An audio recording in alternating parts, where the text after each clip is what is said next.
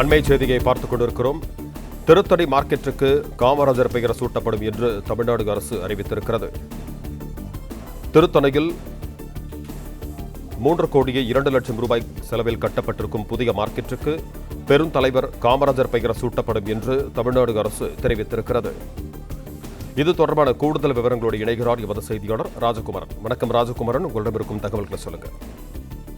திருவள்ளூர் மாவட்டம் திருத்தணி நகராட்சி பகுதியில் கடந்த 35 ஆண்டுகளாக 81 கடைகளுடன் செயல்பட்டு வந்த மாப்போசி சாலையில் அமைந்திருக்கக்கூடிய நகராட்சிக்கு சொந்தமான காமராஜர் நாளங்காடி பழைய மார்க்கெட் பகுதியாக இருந்த சூழ்நிலையில் அதனை சீரமைப்பதற்கான பணிகள் மேற்கொள்ளப்பட்டு வந்தன.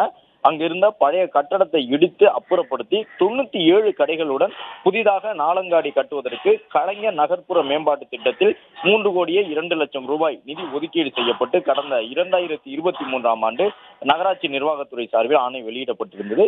இந்த நிலையில்தான் ஏற்கனவே 81 கடைகளுடன் செயல்பட்டு வந்த அந்த அங்காடி பகுதி 97 கடைகளுடன் தற்பொழுது புதிதாக கட்டப்பட்டிருக்கக்கூடிய சூழலில் அதற்கான பணிகள் அனைத்தும் நிறைவடையக்கூடிய தருவாயில் இருக்கின்றன.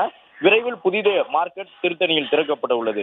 அது மட்டுமல்லாமல் புதிதாக கட்டப்பட்டிருக்கக்கூடிய அந்த நாளங்காடியான மார்க்கெட் பகுதிக்கு பெருந்தலைவர் காமராஜர் நாளங்காடி என்று பெயரிட தமிழ்நாடு அரசு முடிவெடுத்துள்ளதாக நகராட்சி நிர்வாகத்துறை இயக்குநர் தரப்பில் இந்த தகவல் வெளியிடப்பட்டுள்ளது.